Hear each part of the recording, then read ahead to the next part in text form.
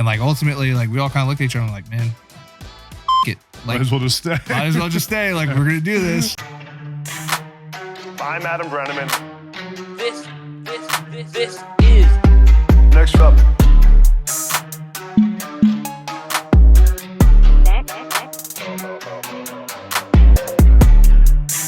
Wild. Next up. What's up, guys? Welcome into the Next Up podcast. I'm Adam Breneman. We're in Philadelphia today talking to my man, one of my closest friends, Christian Hackenberg. Going to talk about his journey as a 5-star recruit, number 1 quarterback in the country, career at Penn State during one of the darkest times in Penn State history, and his journey as an NFL quarterback, 2nd-round pick to the Jets. Going to be an awesome conversation. Before we get there, please subscribe to this podcast. All your guys' support allows me to travel around the country, have the best guests in the world on this podcast to give you guys an inside look at the best athletes in sports. Like the podcast, comment below, follow us on social media, links in the description. Truly appreciate all the support. Appreciate you coming, man. The 45-minute drive from, where do you live again? It's easy. Tabernacle. I knew it was some weird name. Yeah, out in the middle of nowhere. Tucked up in the pines. Appreciate you coming to Philly. I've been wanting to do this. I think I had you on when I started a podcast like 3 years ago. You were my first guest. Remember that? We did it over the phone. Yeah, I do remember that. But then you've become big time now, and I've gradually slipped down the list, but I'm happy to have at least made it, and I'm here now. So that's not true. You were the very first guest. I was the very first guest on the original one. But no, I think for me, I had to branch out from the Penn State community a little bit. It's fair enough. Yeah, I think people have heard you and me talk enough. Yeah, they know what we're gonna say. Yeah, it's the same old. Well, we're gonna go on something different today. I feel like Penn State fans don't hear from you a whole lot. Like, you don't really post a lot on social media. You don't go to a ton of games. You're not really around all that much, I feel like. Do you feel like that? So I think that there's an ebb and flow with that, right? Like, obviously I'd love to be more present and more involved, but then, life gets thrown at you. And I think a lot of people still, some people do a better job than others. And I'm sure that the presence with regards to Penn State will increase kind of as I get everything figured out. But people who know me, you know me pretty well. I've always kind of been that way. Oh, I know. Like, in a whole, like, I'm cool. Like, I'm very, very comfortable being alone. Right. But things happen in life and you want to get engaged, and those, the good things of that community and that experience and the guys involved with it, the older you get, you start realizing how much value that brings, being engaged and being present and being consistently there.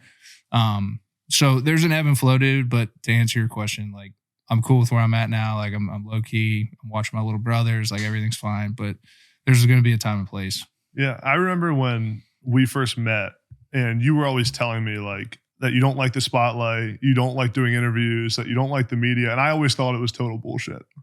Like, I always thought, I think I told you that. I was like, shut up. You do like the spotlight, though. And now that I've known you like a really long time, it's actually true. Like, I always thought you were just saying that. And it's true, though. You don't like the spotlight. Well, it's crazy because, to your point, like, there's so many guys that like eat it up. But, I'm sure we'll touch on this if you got some stuff up your sleeve, and if we're going to go the direction that I think you're going to go with some things here.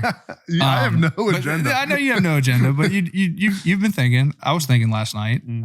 But I really mean it. Like, everything that I've done athletically was very pure in that sense, and that tripped me up in some ways, throughout my path. But man, it was never about me. I just enjoyed like the locker room experience, the guys, the winning and being competitive aspect of it. But like this stuff, man, it's unfortunately a big part of sports now and that culture, just because, you're creating, and it's Rory said it best, talking about the PGA Tour, right? Like, it was like, we're creating something that people are paying for. It's a consumable, it's sport, but it's a consumable thing. So, you have to kind of play that role in it. And that was just never a big part of my why. Yeah. Give us a little life update right now. Give all the people that haven't, you're having a kid. You're married, you got a house, your brothers are killing it. Like, give everyone a little yeah, update man. on the life. Got a boy coming in April. April 13th the due date. So, which is crazy. It's coming up fast, You're bro. having a kid. I know. Yeah. I know. Coming up fast. It's hard to think about. Been coaching some high school ball with Bill Belton, Billy B, Ill Will. Doing some media stuff. And then my day-to-day 9 to 5 work for a technology company based out of Chicago. So, getting settled in with Tatum. Like I said, we're down in South Jersey going on like 5 or 6 years now. And then my brothers are all over God's creation. I got one brother with the White Sox. He's actually in big league spring training. Played a little bit 2 nights ago and did pretty well. My youngest brother's down at Virginia Tech pitching. He's off to a good start, 2-0 so far this year. So he's throwing on Saturday. And then Brandon is trying to figure out, if he wants to keep chasing the soccer thing. He was down in Orlando City last year. So it's cool. We're spread out. I'm following them, but that's the life.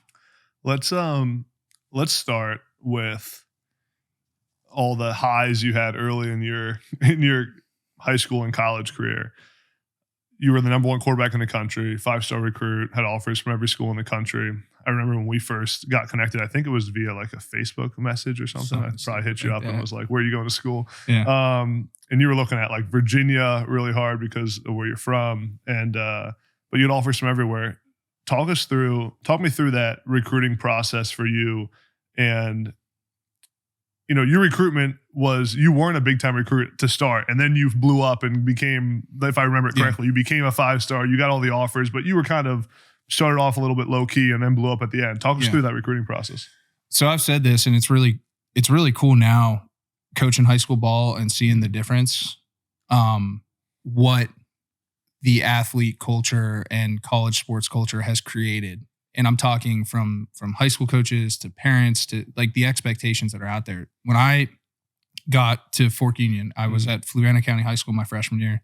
And then Fork Union Military Academy, we have a post-grad and a high school program, and they're both, I think there's been like 260 something guys drafted between the two programs into the NFL. So long time storied coach, Mickey Sullivan was my high school coach, and I'll never forget it. Yeah. Mickey. Yeah. So Mickey was like super old school, dude. And my grandfather coached in Northeastern PA for a while, and he had passed away before I got into that whole thing. But my dad said like Mickey reminded me a lot of his pops. So it was putting me around a really good resource and somebody who took the approach that fit in with, again, my mentality. Like I wasn't, I honestly, like I had no idea what the Elite 11 was when I was in high school. Like my freshman year in high school, like I had no concept of like Nike Spark. Like I had no concept of any of that stuff. Like I was just playing football to play football. Like really, my dad played at UVA. My mom played volleyball at Lehigh. Like I just wanted to go to school for free and continue playing. Like that was my only goal coming into it. So Mickey made me sit down and really map it out. And we stayed to that, which was kind of cool. I talked to some guys now who recruited me, or whatever from different schools. And it was really tough getting in there because, again, we followed that game plan, that blueprint, like to a T. And then there was that element of the modern recruiting process that snuck in. Yeah, I think it really happened after the Elite 11 stuff. And it just happened so fast. And like, I never asked for a cent of it. Because to your point, I did what I needed to do. I accomplished my goals from like getting the opportunity to play at a college for free. And then, I was just dumb and, didn't enroll early, wanted to finish my high school baseball career because I was a pretty good baseball player and I really enjoyed that. So like, I enjoyed sport at its purest, and that's how I approached my recruiting process. It was forward thinking in the sense that I had goals that I wanted to achieve in the sport. And it kind of tailored some of my decision making. And we've talked about that a bunch with Bill being there. You've talked about it too.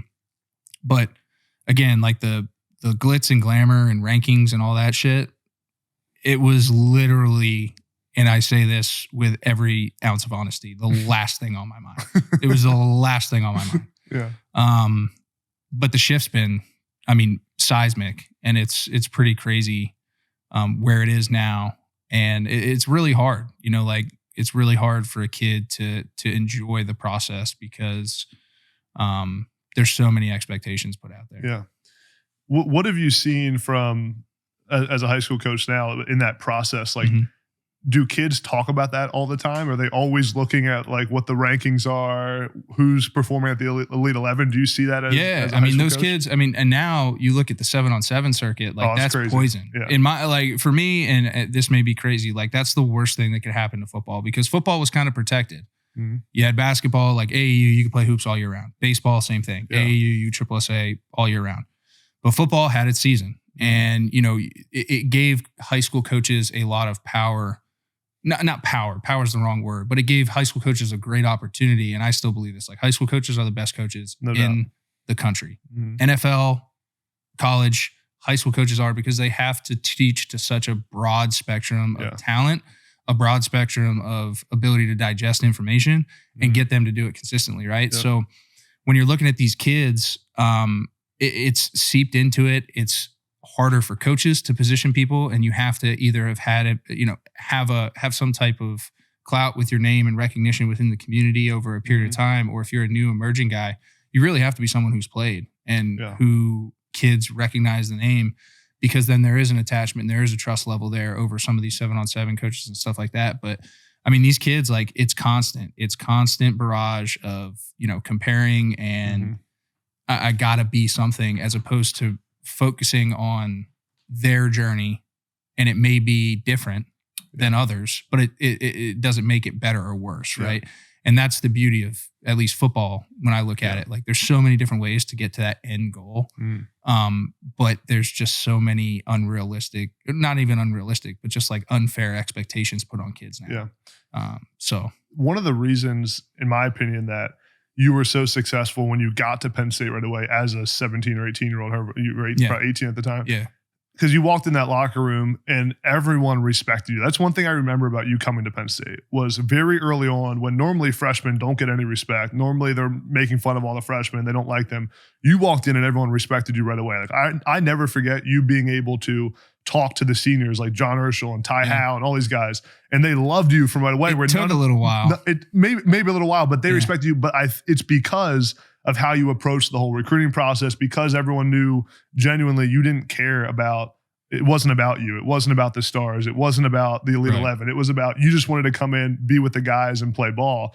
And I think that's been lost on football right now. And that's the reason you were so successful early on. Do you believe that? Yeah, I call it just being dumb. Like I said, like I just wanted to come and play. And, obviously, again, something we've covered over and over again, but one of the main reasons I went to Penn State was to play for Bill, because in that structure of what Mickey Sullivan made me put together as going into my sophomore year of high school was, what are your aspirations? Like, what are you trying to get out of football? What are you trying to get out of school? And what are you trying to get out of the social aspect of your college experience? And like the one, like every kid that has a dream, plays football, like from the time you pick it up is I want to play in the NFL. Yeah. So like playing for Bill and being able to be prepared there, it's like I knew that part was handled.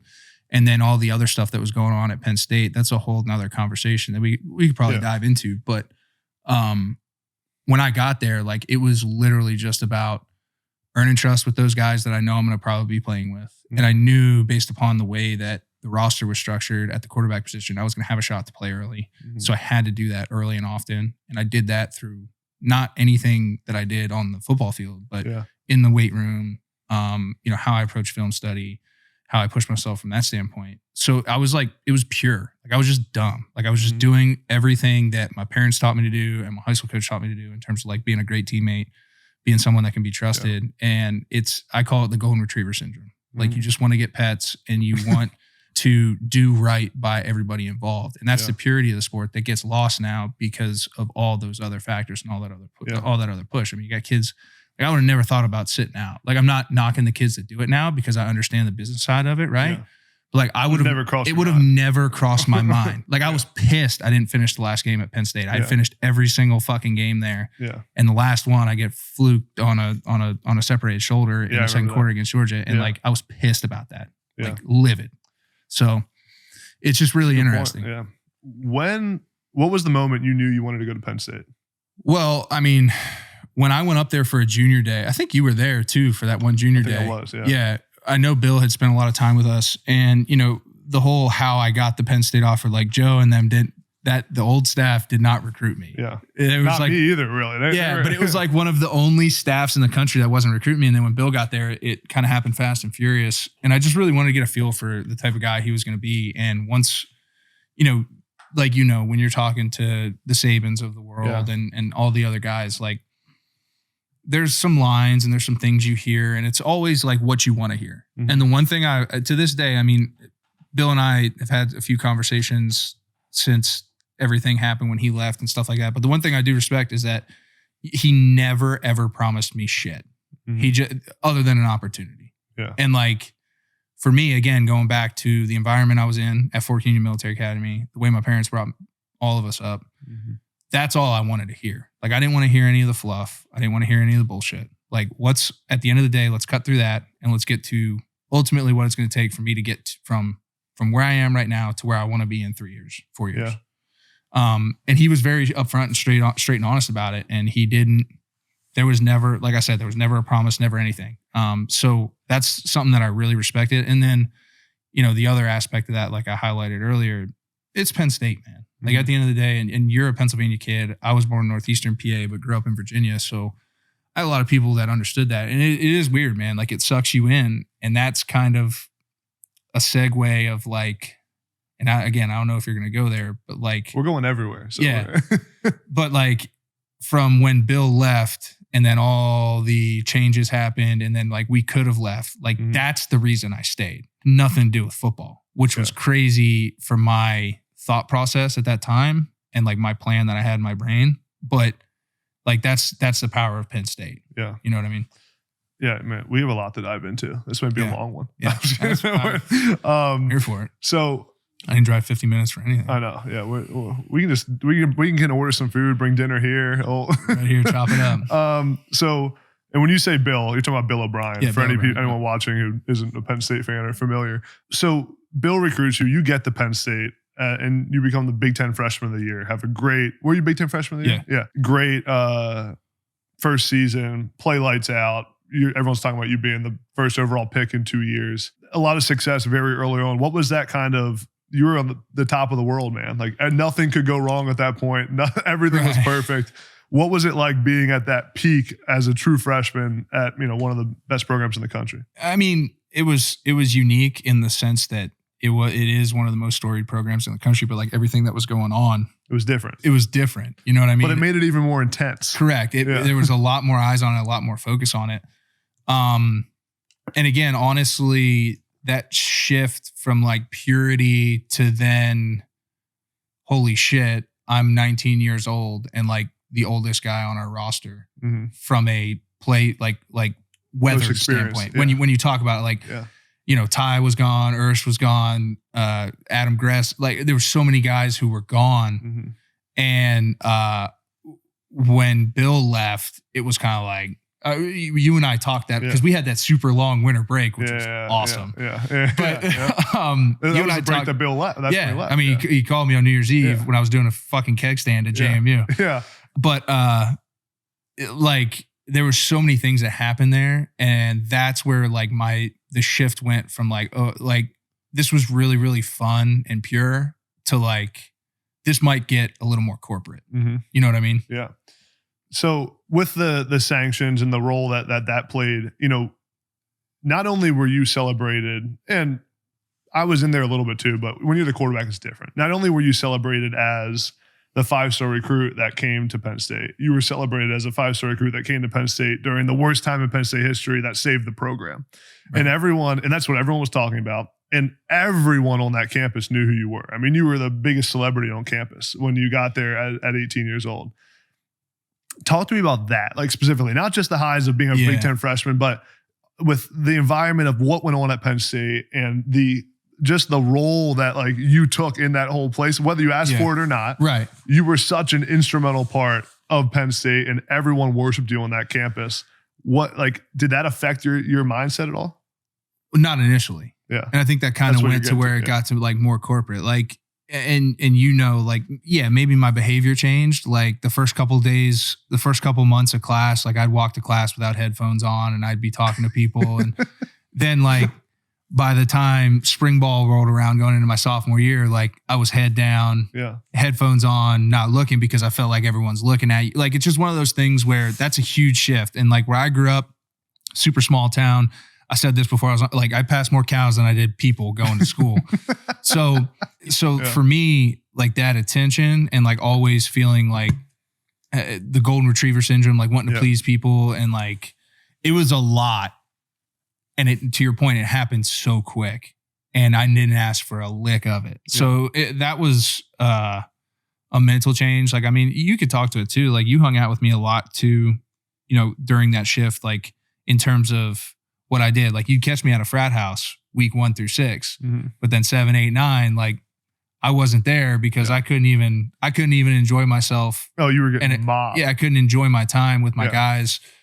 And like, I don't blame people for doing it because it's the society we live in. But then, you know, it's one of those things where like you have to adjust to that. And for me, that was a seismic adjustment. Yeah. I remember going to a frat house after one of our games. I don't know when it was in our freshman year. And you weren't with me at the time, but I was with a group of like 20 people. And I pull up to the frat house and they wouldn't let me in. You remember this? They wouldn't let me in at all. And I was with this whole crew and they were like, come on, Adam. Like, I look terrible. And the frat guys didn't know who I was. And I was like, I'm Adam Breneman. What do you mean? And then all of a sudden you like walk in from the distance and you were like, hey, B. And then the frat guys were like, oh, Christian Hackenberg. And they opened the door and we all walk right in. Definitely a humbling moment for me. That's when you realize, but yeah, you had all the pool there. You said you were doing a cake stand when Bill O'Brien called you? Yeah. You were at JMU? Yeah. So I was back home. So JMU was like an hour north and of where I grew up. You just go over the mountains and dip down. And I had a bunch of buddies I grew up with who went to JMU. And like I said, dude, like I hunted my ass off during that break. And then that was like right hunting season was peeling down and my parents were going somewhere for New Year's. I was like, nah, I'll just kick it at the house. And you know Josh and Mason, my two buddies. Yeah. So Josh is like, yo, let's hop in the car, let's go up to JMU. You know, a bunch of our buddies, they had a little duplex and they're like, you know, throwing a New Year's Eve party. So I was like, all right, cool, let's do that. And I was literally doing a keg stand, 10 o'clock. I'm like upside down. I'm wearing a pair of jeans, got people holding my ankles. Phone starts buzzing. And I'm like, I'm going for the, at that point in time, like the record on the thing, like, you know, the big boy beat your chest thing. So I'm like, oh, I'm going to thug this out. And I'm like, it might be someone calling me. So I shook my feet. It was like, let me down, picked up the phone. And I thought it was somebody next door in the duplex calling me to like, hey, come over here. I need you for something. I'm like, yo, Hack, look, oh shit. I was like, what's up, man? Like, and it was Coach O'Brien. Yeah, it was Coach O'Brien. Oh, what'd he say? He was like, listen, dude, like probably not the best time, but I'm going to Houston. I was kind of like, really? Are you fucking with me here, dude? He's like, nah. Going to Houston, like really appreciate it. Yeah, it ended up being a little bit longer conversation. But then I walk in and like ESPN was on. It's like Bill O'Brien. And it was like awkward as hell the rest of the night. Everyone didn't know what to say. Super awkward the rest of the night.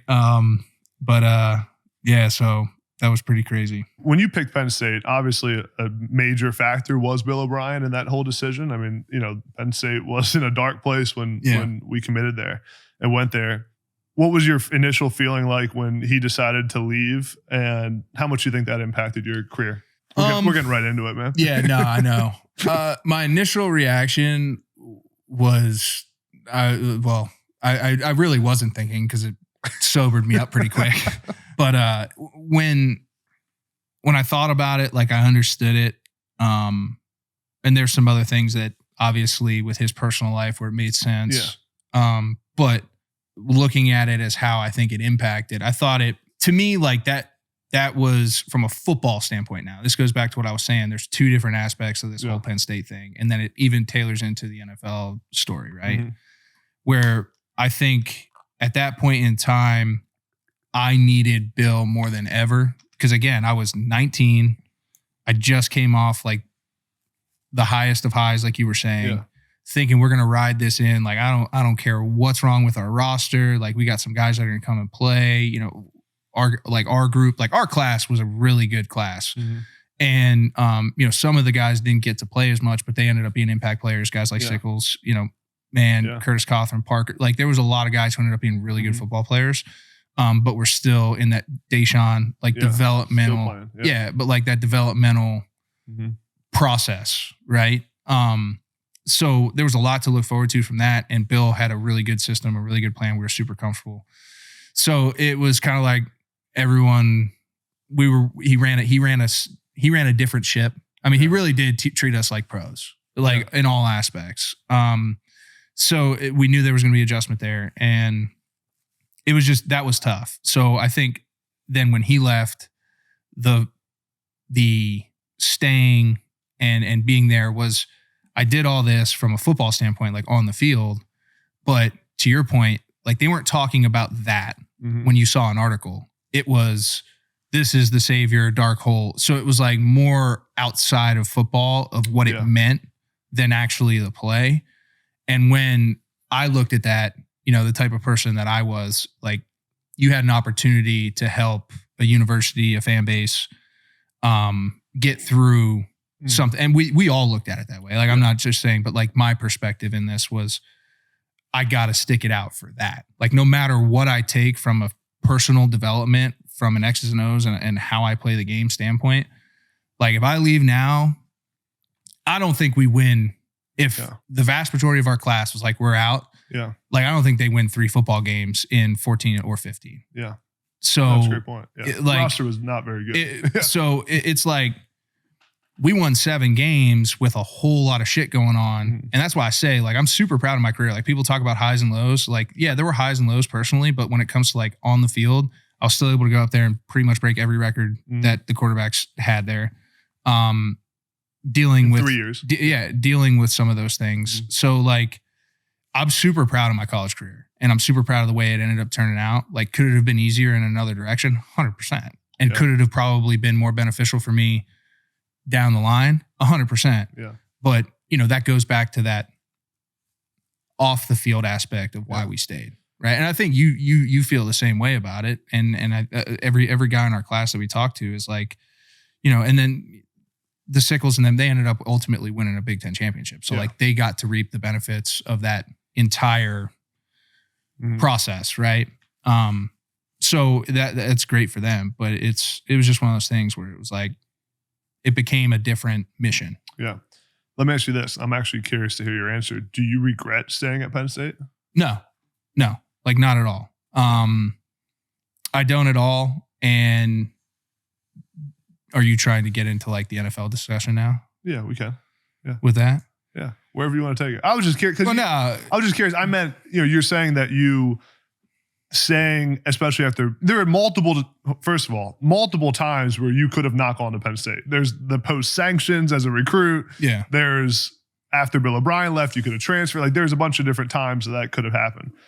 And you were saying, you know, part of the reason you stayed at Penn State was because of saving the program and being part of something bigger than ourselves. I guess my question wasn't really, I probably phrased it wrong. Not do you regret it, but do you think that maybe leaving would have been the best thing for your career looking back on it?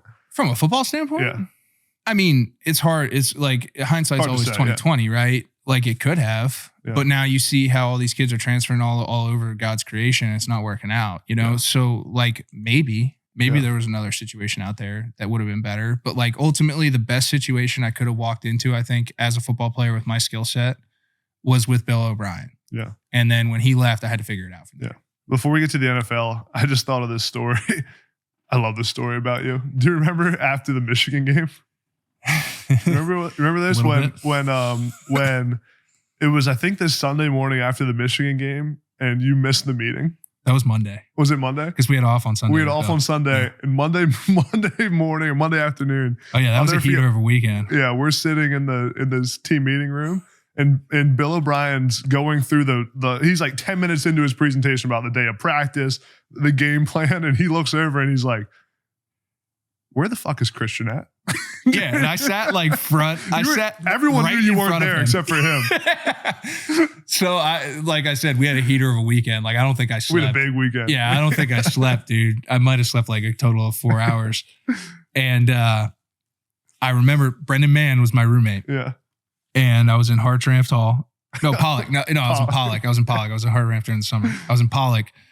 And I got up from class in the morning, and I'm like, dude, like, I got 3 hours before we have to be in the meeting. Like, I'm going to take a nap. Wake me up before you leave. So I set my alarms and he never, like I saw him get out. My one alarm went off and I thought I hit snooze. I shut it off like everyone does once in their life. And I'll never forget the call I got. It was Charlie Fisher. And it's like quarterback's coach. Yeah, the quarterback's coach. And I am sprinting across Pollock Commons right now, like gassed, out of breath, just come up from a nap, like threw shit on.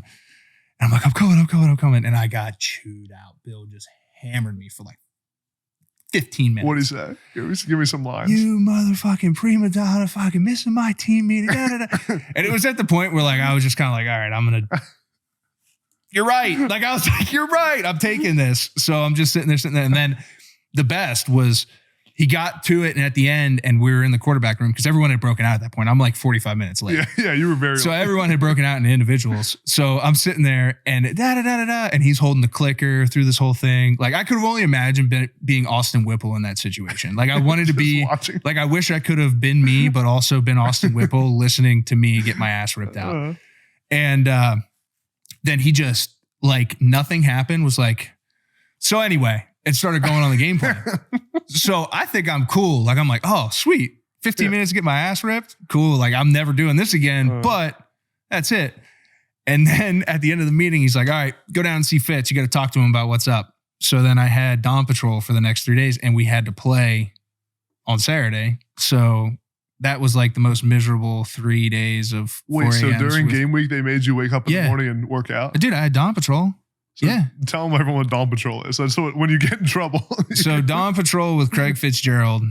Our strength coach. Who was our head strength coach at the time. Nuts. It was, I had the pleasure of watching our freshman workouts because Fitz was the type of dude where no matter who you were, no matter what you were doing, you still had to be a part of an experience. Mm-hmm. So I was playing, but I would have to go and watch literally all of my buddies die on Friday mornings, and I would do my regen at 6 a.m. So Dawn Patrol was for anybody who did anything that may have been some type of violation of program rules, and you were up. Fitz was literally in our building at 3 o'clock, 3:30 every morning, and I don't think he left until midnight. He was, I don't know how he has a family. I don't know how he, like, dude lived on coffee and pre-workout. And I walked in on this Dawn Patrol, which was basically like, you're going to go in there and not feel great after. Yeah. You're not going to feel good after it in any way, shape, or form. And it was 3 days with Fitz, various things, sled pushes, basically whatever painful thing he could put you through for an hour, he put you through it. And you're the starting quarterback. And I'm the starting quarterback. And I got to go to practice after and class. And then I was like, dude.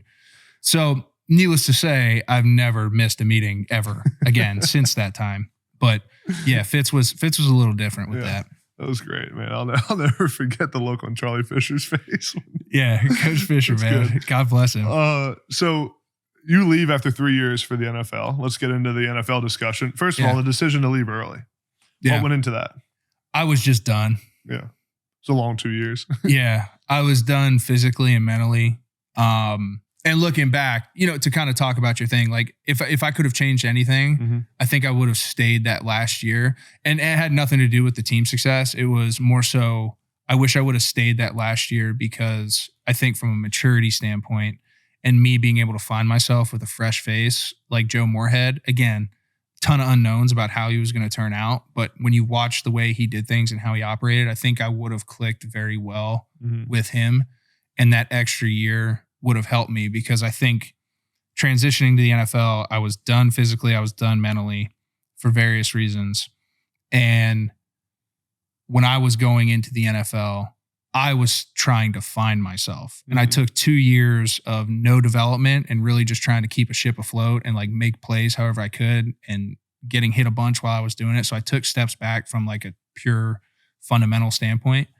I'm going to the NFL trying to say that I'm X, but like realistically, I was still I needed someone to draft me, bring me into their building and like help me. Yeah. Right.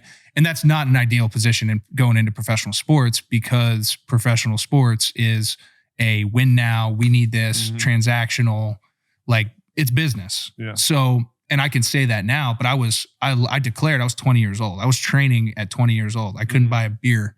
And I was training for the NFL and I had gone through everything that I had gone through, right? So I think for me, like that transition, and I would have never admitted it if you asked me this question when I was going through it. But like now I can sit there and say, like, I was really trying to find myself and figure myself out. Yeah.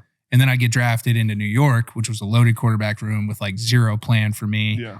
Like the worst possible scenario. And like super thankful for the opportunity, obviously. And like got to live out my dream for a few years up there and there and a couple other places. But like when you're trying to find yourself as a player, find your confidence, find the fundamental side of things that you lost because you took a hit, retrospectively, like it wasn't a good thing for me. So had I probably stayed another year, and I always thought I was like more mature than I was. I mean, you guys joked about it, like old man, like I always kind of took that and wise above my age type of approach. But like when it came to that transition, I don't think I was really ready for it. Yeah. You know what I mean?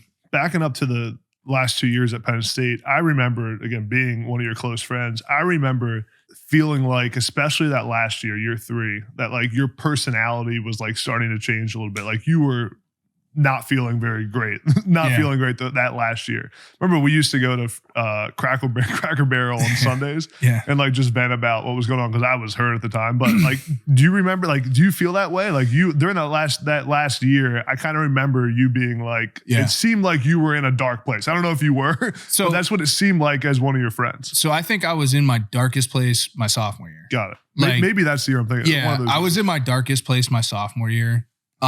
And I did, because if you remember coming off the freshman year, then we open up in Ireland against UCF and I throw for 455 yards and I'm like, all right, cool. And then there's this whole thing that's rolling in with that. So like, and then that middle of the season was just miserable. Like it was like just constant, like back and forth, trying to figure out identity, who you're going to be. And ultimately it usually fell on my shoulders. And then I'm getting, hit 25 times a game and sacked 6 to 8. Like, it was just physically demanding, mentally demanding. And I just curled into a ball and didn't talk to anybody. I mean, even the games we won, like how many times did you guys catch? Like I sat on the couch and drank beers and ordered wings over and passed out. Like that's what I did after games. And I didn't talk to anybody. Didn't spend time with my parents, didn't call my high school coach back, like didn't talk to anybody. That was bad. But then when I went to my junior year, I had that experience and I was like, okay, I'm not going to do that again.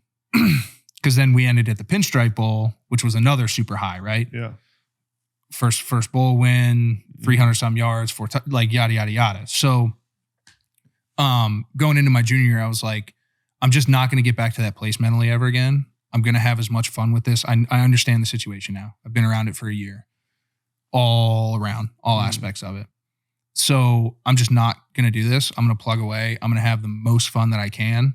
I'm going to be the best teammate, best vet at that time that I can be, because we had guys like Saquon there, like take those guys under my wing, really try to impose Gesicki, like really try to impose like the why we came to Penn State on them and let them continue to carry that on, because I think that there's still an element of like Penn State always did it different, and there was a type of kid that got there, and you and I saw that when we got on campus.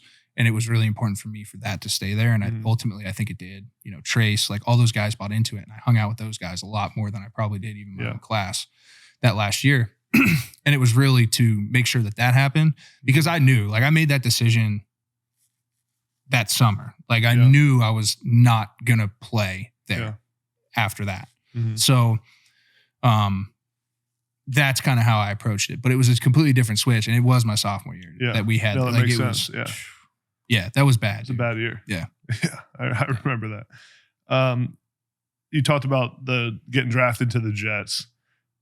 What was there a moment early on in New York where you were like, this isn't going well? I mean, we kept 4 quarterbacks. Yeah. So it was me, Gino, Fitz, and Bryce. So like that media attention, that much focus, you take me 50, whatever, 51, 52 overall in the second round. Like there's expectations that come with that. And we got a loaded room, and Chan Gailey was there, who I love Chan as an X's and O's guy, loved him as a coach, but like he really wanted Fitz back, and he wanted Fitz because they just came off a pretty decent year the year before. So like there just wasn't opportunity. So like I'm basically there trying to find myself, and then like trying to figure out a role within the whole organization. Yeah. Because obviously there's people in the organization that invested enough in me to pick me in the second round. But then, so there was just a little disconnect there. And again, it was me just kind of not having the maturity to take the business approach that I then learned, but ultimately was too late in my career because I was already labeled and it was done. But I just never had the ability to have someone take me along that path because there was just so much dysfunction going on. There's so many things going on a bunch of other ways. So like, again, I always take it as like a glass half full guy. Yeah. And like that experience helped me tremendously, and it's going to translate to other facets of my life. Yeah. But me being able to even say that now, I think is not a testament to myself. I'm not trying to beat my own chest, but like being able to have that conversation with yourself, I think is really important. Like and for anybody that's going through something, like being able to look at a situation, dissect it in a very honest and matter-of-fact manner, and say where there's definitely places where I came up short and I could have been better, but ultimately looking at the whole picture, like I could have also done more things to look for help and ask for help and like try to bridge that gap quicker than I did from an actual like football performance, mental side of things. So that maturity was what that whole New York experience was really about. And it felt like, you know, when you're in that New York media market, it almost feels like the New York media like gangs up on you a little bit. Did you feel like that at all? 100%. Because I feel like they would only talk about the negative. They'd be like, Christian Hackenberg overthrew a ball at practice today. Like they wouldn't say that about any other quarterback. And threw 3 touchdowns in 7-on-7. Like, so it's like they did. And I think it partially was me too, because I was a very easy target. Because again, like going back to the way I was raised, like never sell anybody out, never like be confrontational in those environments, like say the politically correct thing and keep it moving. Yeah. And I think that some of those guys up there, and not all of them, there's some reporters up there that were very fair and good, but usually the loudest ones and the ones that had the bigger imprints were those guys. And they did it to everybody, right? Yeah. And that's just part of that. That's part of that media culture up there. Yeah. But 100%, I think I was probably the easiest one to pick on. And I wouldn't fight back like some other guys did just because it wasn't in my DNA. So, you know, that was an experience within itself. Was there ever a thought, or did you ever think during the draft process that the Texans would draft you, that Bill O'Brien would take you? I mean, I saw him at the combine. We had a couple off the cuff conversations. You know, I don't know. You know, weirdly enough, I think Bill didn't ever want to do that for whatever reason. Like, I don't think he ever wanted, because that would have came with another pile of expectations and another narrative that didn't need to be there. Yeah. And that's ultimately the story. Like I lit it up my freshman year, and then these expectations, when you looked at the entire pie and everything that went into what those like what you needed to do and what needed to happen in order to attain those expectations, like it just wasn't there. Yeah. You know what I mean? And that's unfortunately part of what we live in when you experience success as an athlete, and not just me, but everybody. There's expectations that are piled on you by a whole bunch of people. And oftentimes you're never, ever going to be able to reach those. So I think when Bill got there, it was an aspect of, if I bring this kid back, like the narrative again on his last 2 seasons at Penn State was much different. Never really took control of that during the process. The narrative, if he comes to Houston, is going to be rekindled, supposed to be this again. Yeah. You know what I mean? And I don't know if he will ever say it, but I mean, just sitting here now looking at it, like if I was in his shoes, like that's a whole lot of pressure on anybody. And he's dealing with a whole bunch of why compound the issue, no matter how much you love the kid, you know what I mean? Or care for the kid, or if you did it or not, like, I don't know. But you know, that's like the moral kind of battle that would go on if I was in those shoes. So I mean, now just hypothetically speaking, this is spitballing, like absolutely no information on it. Like I think that there was probably a little bit of that played into it. Yeah. When you were in New York, you had veterans like you mentioned, Fitzpatrick, Geno Smith, all those guys. Were they helpful at all in your process? Like, were they trying to bring you along? Because again, we talked like you needed someone to help you. Yeah, some of them were. I mean, the one who I talked to the most was probably Brandon Marshall. And I watched Matt Forte a lot because Matt was phenomenal. Like from a how to be a pro and how to carry yourself standpoint. And I'm not even like conversationally, but just like what you do. Yeah. I never really talked to Matt about it, but I watched him a lot. And then Brandon and I talked a decent amount. But the hard part is then that whole year, we were fucking horrible. Yeah. And these guys are now like, they don't want to be there. No one wants to fucking be there. And then they're like, place. I don't want to deal with this fucking 21-year-old kid like trying to find himself. Like, I got a family that I got to go home to. Yeah. Fitz has his 15 kids. You know, like, there's just like so much shit that went on there. And it was just like, I was just the guy sitting there with my palms up, like, what do I do? You know? Yeah. And it was just unfortunate. And again, like, happens to a lot of people. Mm-hmm. It's not just me. Like, it's like that same scenario has happened to probably so many different people. Mm-hmm. And I can just sit here and say, like, that was a valuable part of my journey again. Didn't help me from my goals and aspirations as a football player. But I think in the bigger picture and like the grand scheme of things, it's going to help me out. Yeah. Tenfold down the road. And like, even now, like kind of like when you talk, like with my brothers, like I got a brother that's in the minor league system right now. I got another one who's probably going to be there. I had another one who played professional soccer last year. So like being able to not instill and like not go out of my way, but when I hear them talk about something, like having been there and kind of done that high, low, and everything in between within that business, because it does cross lines, different sport, but the business side of it crosses. Yeah. Like being able to give them some really good, valuable perspective that I hope is ultimately going to lead them to be able to play 10, 15 years and have a great career. Yeah. You know, so,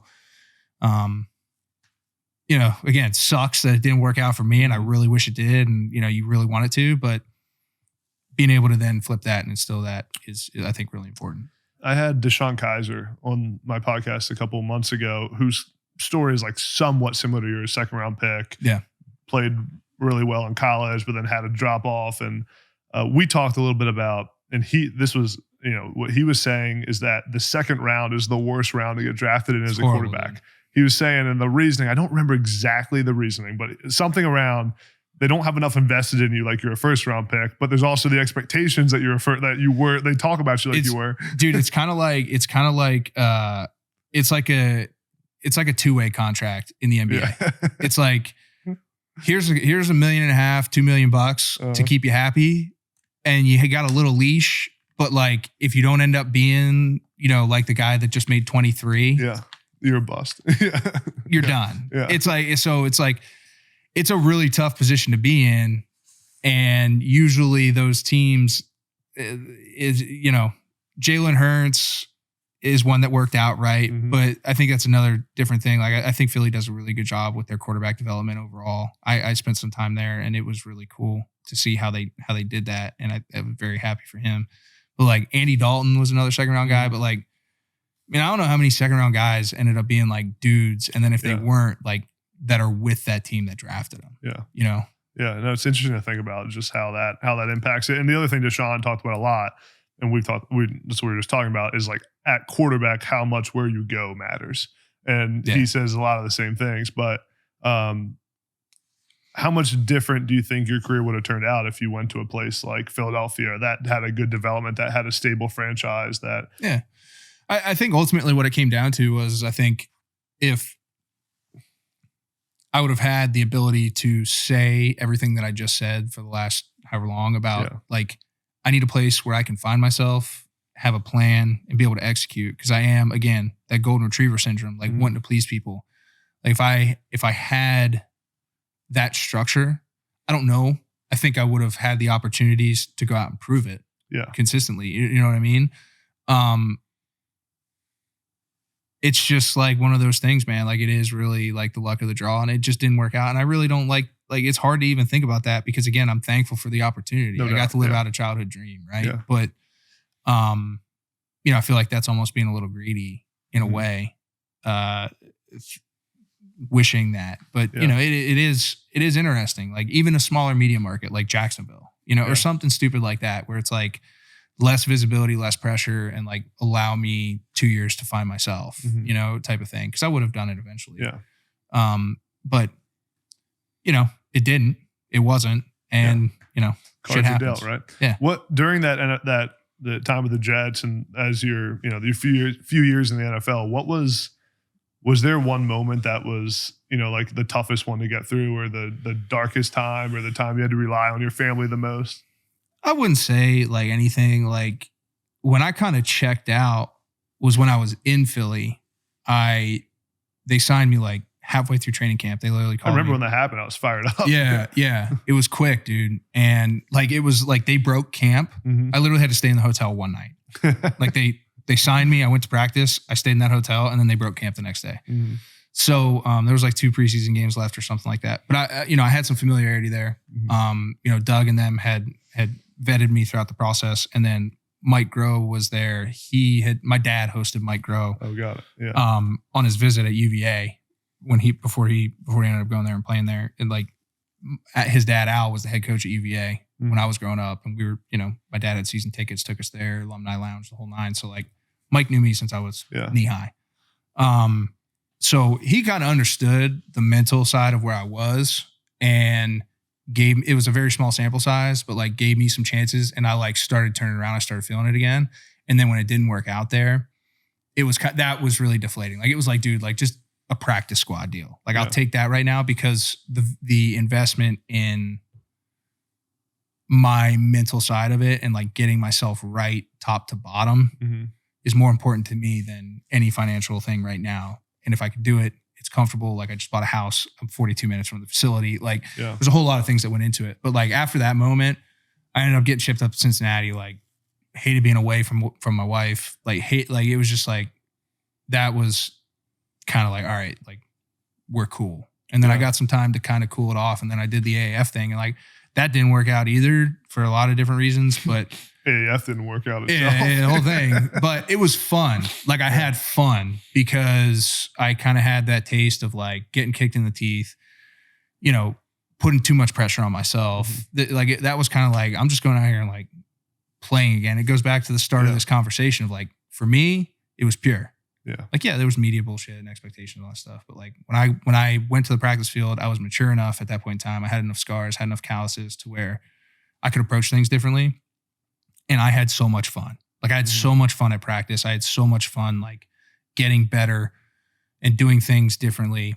And like I said, the whole thing didn't work out, but it was a great experience. Yeah. And it kind of brings me back to like, if you saw with the XFL, like AJ McCarron talking, and like now having a kid, like I'm happy I did it. I wish I did it later. Yeah. Because I the one thing I want is to see my son see me play. Yeah. But like I got my brothers and stuff for that now. But like seeing that and that type of perspective, like that's what it's all about. And like if you're listening to this, like seeing guys that go through those ups and downs and then be able to kind of it's kind of what they're going through, I think. Yeah. Like not maybe to a T of like what my experience was, but like for you to be able to relate to that, that's what it is, man. There's expectations, then there's getting kicked in the balls, and then it's just up and down, up and down, up and down. And ultimately when you find it, it's really rewarding because it becomes pure again. Yeah. And you have enough of a shell and enough calluses to be able to block out all that other BS that comes with it.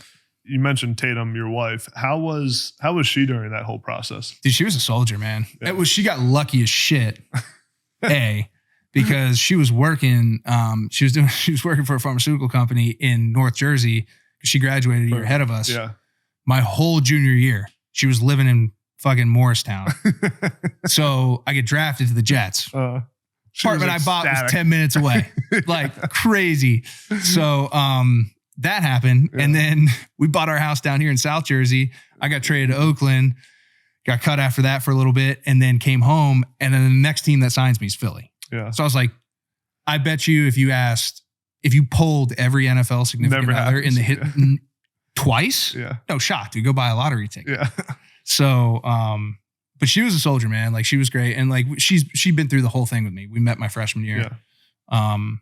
And she really was like awesome. Yeah. I remember when you guys met. Yeah. She got your ass in shape right away. Yeah. Whipped me up. The best thing that ever happened to you. Yeah. Yeah. You agree? I do. You better say it on camera. No, I know I'm saying it on camera. I do. But like looking at it, like, yeah, dude, like even more so, like there's a lot more trouble I could have got into. So that was good. What would you say? I mean, you talked about it a little bit, but what's the biggest thing you learned about yourself during that NFL process?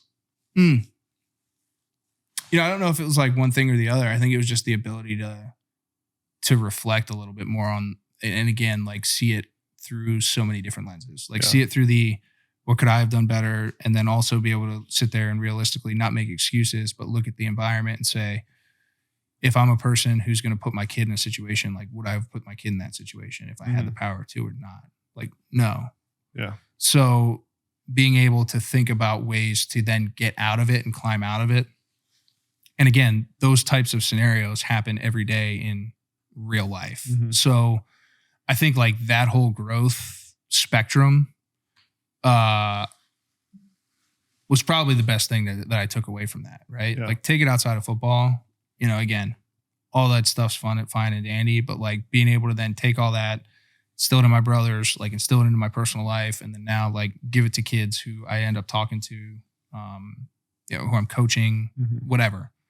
But be able to like project that out in the right way, because it's only getting more and more important in today's world with how much pressure is going on these kids and sports and stuff like that. So like really, and I understand the whole mental health wave, but like really being able to figure it out yourself a little bit and like be able to look at things from a lot of different lenses rather than like knee-jerk reaction. What's your first emotional reaction to things? Because oftentimes it's going to drive you down the wrong path. Yeah. I'm going to ask you this because I get asked a lot too about my career. Or do you feel like you're at peace with it? Yeah. I mean, you have to, right? Yeah. Like there's obviously elements again of like your natural competitive drive to, because don't get it twisted, dude. Like if you get to that level, like you can play. Yeah, no doubt. It's just really the guys that separate, again, go back to that like 6 inches between your ears and how tough, and then the support around you are determines how tough you need to be there. You know what I mean? And that's what separates guys who play 3 years and guys who play 10 years. Yeah. In my opinion, everyone can play. So for me, like there's that piece of it, but then again, like the general, like the journey, it's such a cliche term, but then the journey of it was invaluable. Yeah. So like, yeah, I'm at peace with that and like awesome because now I get to continue that in other avenues. It's cool to hear you like reflect on it because we've talked about it a little bit, but I haven't heard, we haven't had this like in-depth conversation because I don't grill you when we hang out like I am on the podcast. But it is cool to hear you reflect on it and just talk about, what you learned from it and everything. It's cool. It's cool to see it come full circle like that.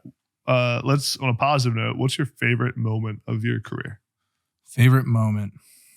College, NFL, anything? You got to pick one. Dude, it's so tough. I mean, like the bowl game was awesome. The Pinstripe Bowl was awesome just because of everything that went on. Like the Michigan game my freshman year was awesome. Wisconsin was awesome. But I think like the thing I'm most proud of, and I think you're gonna like this, is like the path we took a special group of dudes. And the guys that we went there with and like got to have all of those experiences in the game, after the game, the week up, the week after, like those guys and that locker room experience. And like in particular, like our class, the legacy that I think should leave and should be respected as well is there. And that's kind of like what my most proud of. Favorite moment was like that experience with that group of guys, the highs, the lows, you with your injury, like everything involved in that was my favorite thing. Yeah. Do you talk to a lot of people in the program still? Like, or do you talk to Coach Franklin much? Like what's your a little bit like with all that? I talked to Ty a lot. Or well, not a lot, but a decent amount. Yeah, he just recruited like 3 more 5-star tight ends. Like Ty's awesome. And like, he was my first college center, dude. Like it's a quarterback center relationship, special connection, man. But Ty, I talked to Ty a decent amount. And then it's like Marcus Hagens recruited me at Virginia. Marcus, like I watched Biscuit play when he was playing at Virginia. Yeah. When they beat Florida State on Thursday night, I was at that game. That's sweet. So him and then Dex also recruited me. So there's a lot of ties now. Some of the guys that are coming into the program. And then, there's still Chuck's still there. Alvin's still there. Chuck Losey. Yeah. So there's still some folks there. So whenever I get up, I do, but like my crew, like Ricky's at ODU now. Yeah. So don't really do it, but getting back up there is important. When I can. Penn State fans think about Christian Hackenberg. What do you want them to think about? I don't know, man. Like, I don't want to drive that narrative. Like, I'm a guy that kind of left it all out there. Mm-hmm. I think, and even after this conversation, as secretive and as I am, or have been secretive, whatever, like in a hole that I can be. You don't do a lot of podcasts. Yeah. Not about this stuff. Yeah. But, like, I just want the interpretation. And it's really not even like Christian Hackenberg. It's, again, like that group of guys, that time, that frame, like what it really meant. And the 2012 team was fantastic. They set for me, they set the best standard. Mm-hmm. The Mahdi's, the Zordiches of the world, like they set the best standard. And then some of those guys like Ty and Ursh then were able to give that to me. And that goes back to what I was saying about like Saquon and Mike and Trace and all those guys. Like my last year was really about like that, the unwritten side of it, like continue to pass that along, continue to keep it within the program because I think it's really important. But I guess like, I don't know, man, like that type of thing. You don't like that question. I don't like that question at all. I hate that question. I hate that question. You hated that one. Because again, it makes me be a me guy. Yeah, no, I love it. We didn't talk at all. I skipped right over the sanctions part about of like our whole recruitment. And that decision of you and I both committed to Penn State. We were, I think, juniors in high school. And then after that, the sanctions came out. Some of the worst sanctions in NCAA history. What do you remember? Like when that came out and what your first thought was? I think were you at the Elite 11? I was at the Elite 11. I remember this whole I remember we got on a phone call. Yeah, talk us through that. Dude, I was finishing the last day there and like there were rumblings about what was coming out. And Trent, because I had a late flight, because I had a red eye, I was flying back east. So it was me, Trent Dilfer, my pops, Joey Roberts, Yogi Roth, George Whitfield, Jordan Palmer. We were sitting there and they're like, dude, like push your flight. Go visit UCLA, go visit Stanford, and go visit SC. Like they were like, because the sanctions are coming. They're coming. Like go do it. And I was like, no. Like I want to get home. Fucking bass are hitting in the back pond. Like my buddies gotta go. Like I was like, I wasn't even thinking about it. Dude. I was like, nah, that ain't gonna happen. And then me and my dad landed in Richmond, got in the car, turned the radio on. ESPN radio was up. First thing was the sanctions, and they were laying them out. Mm-hmm. I was like, oh shit. Yeah. So, that was pretty, I mean, just the breadth and depth of it was pretty severe. Mm-hmm. But yeah, no, like that whole thing was crazy. And then it was like, this coach, that coach, you went through it. Like everyone's bombarding you. And it was just like, I just need to like shut off, go in a box and like assess. Let's take an inventory here. Let's assess the situation. And the reality is, I said this. When did I think I said this on? I did a video on it. You did not like that video either. I did about you and how you saved Penn State football. The reality is, if you wouldn't have stayed at Penn State, not many people would have. And I think a big part of that decision came. Remember, the sanctions came out, and then like this next Saturday, we all went to Penn State. Mm-hmm. Remember? Yeah. Remember that day. And that was the moment that we all decided to stay at Penn State. Take me through like.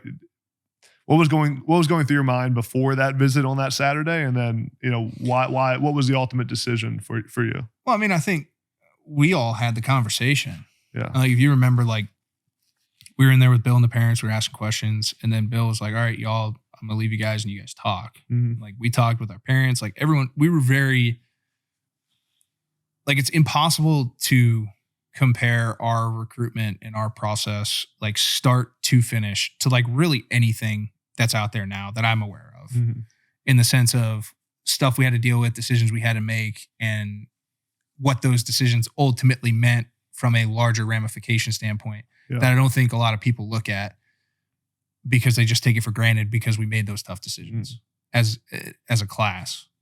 But like that, I remember that. Bill closed the doors, dude, and it was just us. Yeah. And we hashed out everything. Like, I know our parents did a good job of firing questions at Bill, like right away. He answered, everything was cool. But then like we were just pretty straight up raw and honest in there. I remember that, yeah. And had the conversations. And like ultimately, like we all kind of looked at each other and like, man, like fuck it. Like, might as well just stay. Might as well just stay. Like, we're gonna do this. Like, let's ride, you know, type of thing. It was very much, I don't think anyone in that class, the parents they came from, the way they were wired, thought of it as like a big deal. Yeah. But like it really was a really big deal. Yeah. I mean, to your point, like it's not even just if I wasn't like, if that class disintegrated, like, yeah. Does Penn State win? Like I said, does Penn State win 3 games in 3 years? Does James Franklin even take that job? Yeah. Where's Bill O'Brien now? Yeah. You know, like, so there's so many things that happened after that was a domino effect that I don't think a lot of people look at and say, because of this, that's why all these things happen. Yeah. But I think that particular meeting is the genesis of a lot of where that program is right now. Yeah. And why it's where it is right now. Yeah. Yeah. No, and it's funny, even thinking back to like years ago at Penn State, even like the 2017, 2018, after we had left in Penn State, you know, the expectations are so high at Penn State. Yeah. But I mean, you remember like what they said about that place when the sanctions came out. People were like, they won't win for 10 years at Penn State. They won't be able to field a team. Yeah. You know, I mean, the narrative was bad. I mean, bro, we played with 43 scholarship guys our freshman year, 45 scholarship guys, 43, 45, something like that. And then our sophomore and junior year, I have to go back and look at it now. I got time, but like, I'd probably venture to say 65 to 70% of our roster was true freshmen, redshirt freshmen, or true sophomores. Yeah. Like, what was that? What was the 14 senior class? Like it was like 6 guys, 7 guys, 8 guys. Yeah. It's funny with the scholarships. I remember Bill O'Brien, whenever he'd get pissed during games at the refs or at the other coach. I remember we played Ohio State. We got crushed our freshman year. You threw a pick to me in the back of the end zone. Remember, I think I bent my seam route. I should have kept the vertical. Anyway, I remember it was Urban. Urban was Urban Meyer? Was he the coach? Yeah. He was calling timeouts before halftime. They were up like 42-0. Yeah. I remember Bill being like, we got 40 fucking scholarships. And you're calling timeouts. Yeah. And the funny thing is, the more pissed he got, the lower the number went. Yeah. By the end, he's like, we got 22 scholarship players and you're fucking calling timeouts. Dude, it was so funny. And he would always use that when the refs would call it. He'd be like, we got 12 scholarship players. Yeah. Unbelievable. Yeah, he loved using that. Yeah.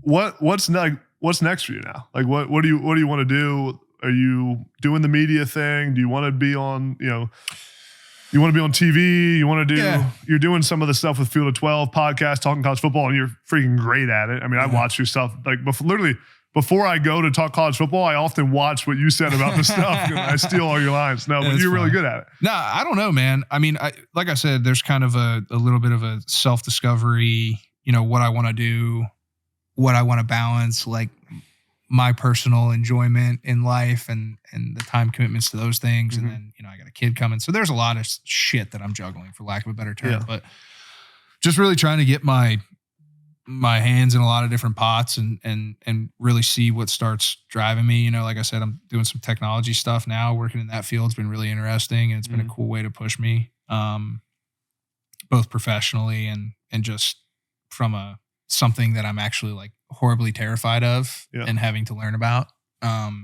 is cool. So, dude, like, I don't know, man, I'm just rolling with the punches. Me, that's kind of how I've always been. Keep my nose to the grindstone, figure out some things that I like. I love the coaching thing, so there's, would you ever, that's tough too. It's a tough decision because it's a total lifestyle change, but like, there's a lot of things that go into it, dude. But I think ultimately, seeing how the deck shakes out and just plugging away, we'll see. But like I said, just trying to manage the stove with a lot of different burners on right now. Yeah. Through all your entire career, I mean, you've had a lot of experiences and a lot of different coaches that gave you advice. What's the best piece of advice you've ever received? It kind of goes back to my high school coach, Mickey Sullivan.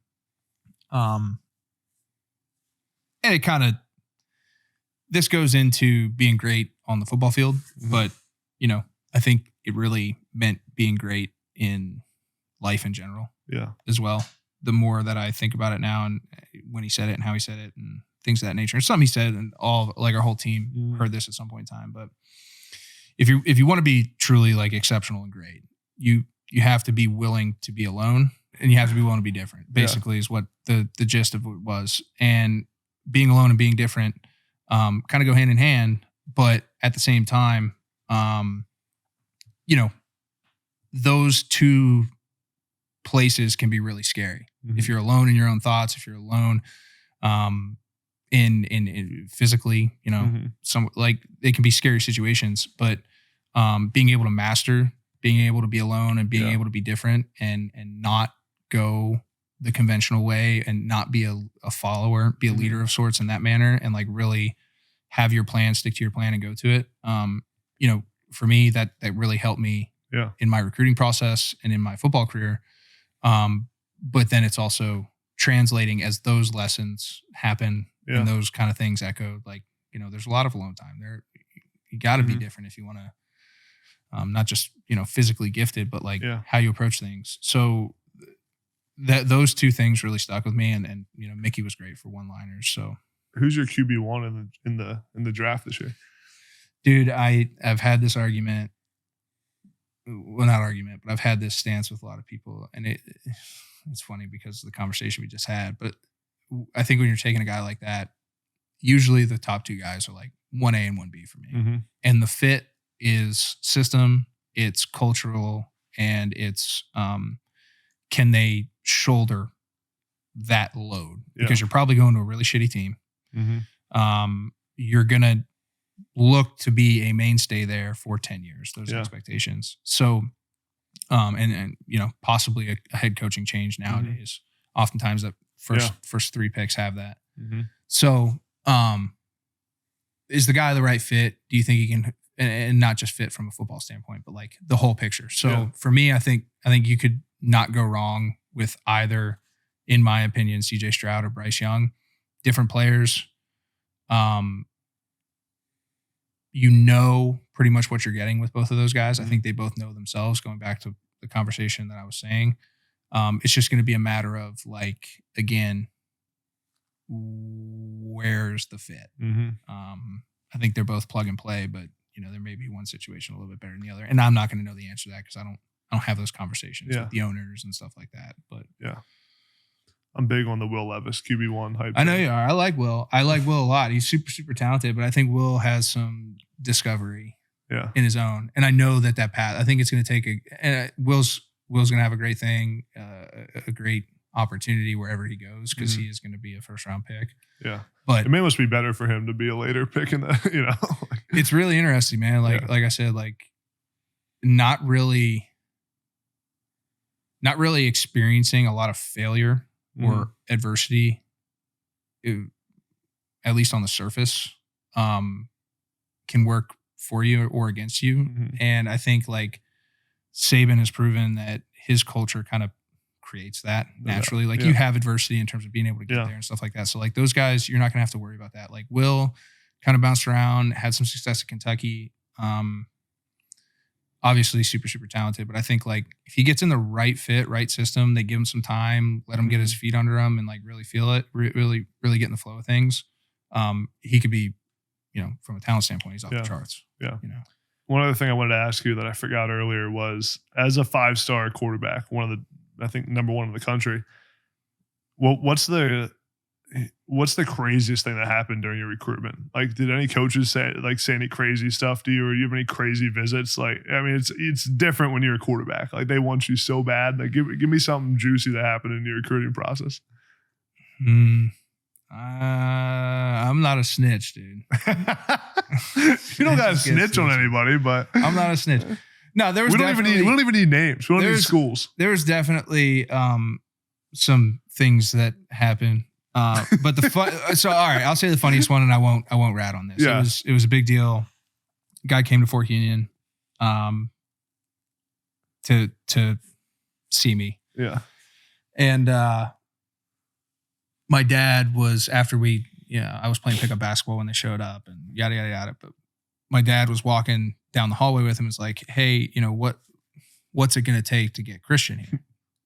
My dad's like, scholarship? Good system. Scholarship? Whatever. Like, yeah, that's it. He's like, that's it. My dad's like, yeah, that's it. He goes, okay. Just walked out. My dad was like, I think I was just, should I have said something else? Yeah. I was like, you should have said like 2.5 million. I don't know. But that was funny. Yeah. Honestly, I don't really remember. Cause again, I think Mickey did a good job of putting a bubble over me. Yeah. And you didn't take a ton of visits and stuff. No, man. Right? Like once I made my decision, I stuck with that. I didn't take any officials after that. The only official I took was Penn State. But like I kind of, I was very, very fortunate. Yeah. I think, high school coaches and kids nowadays can, not saying that it's the perfect blueprint, but I think some of that old school, like really focused, not collecting offers thought process can really help kids make a better, more educated decision top to bottom. Yeah. No, I agree. Totally. Well, this was awesome, man. I mean, I'm number one, I appreciate you for opening up and talking about what you did, because I know you don't love doing this kind of stuff, especially not talking about yourself. Yeah. It's not your favorite thing to do. So I appreciate you doing it. I appreciate you doing it with me on this show. And I'm just like happy. It was cool to hear you kind of reflect on everything and excited for all the cool shit you're going to do in the future, man. And glad to have you as a close friend. And it's been fun. Been a fun journey with you. So I'm glad we got to do this. No doubt, man. I appreciate it. Next up.